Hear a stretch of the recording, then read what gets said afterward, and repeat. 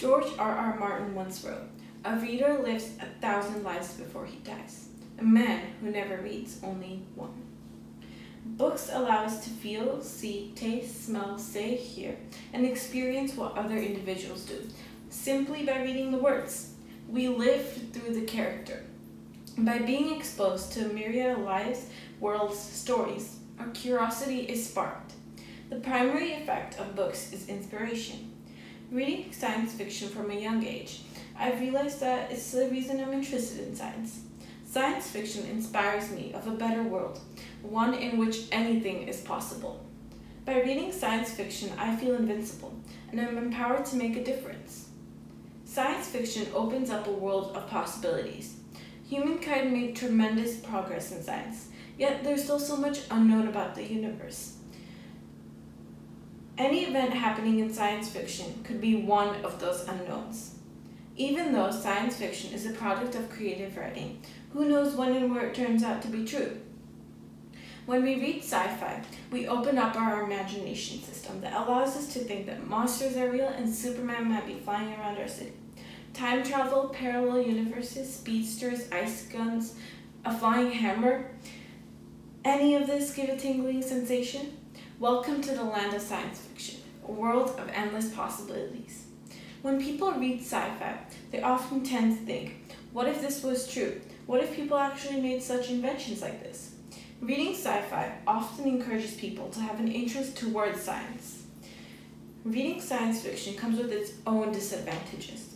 Most kids and students often think that sci-fi is scary, dangerous, and world-damaging.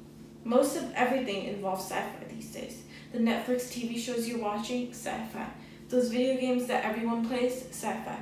Science fiction is what most of everything is made up of, and it can lead to a potentially bad future for our planet is a lot of people's thought. But sci-fi is not as bad as you think it is. Sci-fi tells us what might happen in the future. Lots of books are made to show different stages of society in the world, bad and sometimes good.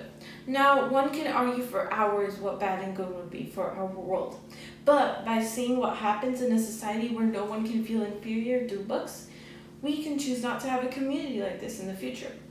It may seem as if science fiction will strike fear into people's imagination about what the future may be and what will happen if we left this or that, but really it just gives us an insight on how we can improve ourselves.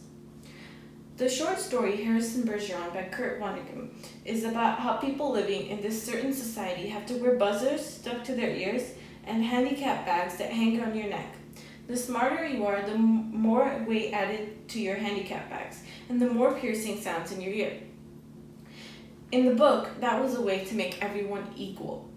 That is an example of what might happen if someone takes sci-fi too seriously. In other words, be careful. Sci-fi is the next step in our science world, and no one wants to fear it. Sci-fi is how we learn more about the future, and the future is never to be messed with. Sci-fi helps us to understand the implications and problems that occur due to perfect equality. The book Velt shows how, in sci-fi, the kids rely so much on the advanced technology that they killed their parents since their parents wanted to shut down the technology. Since we know what might be one out of a billion possibilities of what might happen in the future, we have a way to make sure something bad won't happen. Ray Bradbury states, "Science fiction is any idea that occurs in the head and doesn't exist yet, but soon will, and will change everything for everybody, and nothing will ever be the same again. As soon as you have an idea that changes some small part of the world, you are writing science fiction. It is always the art of the possible, never the impossible." Thank you.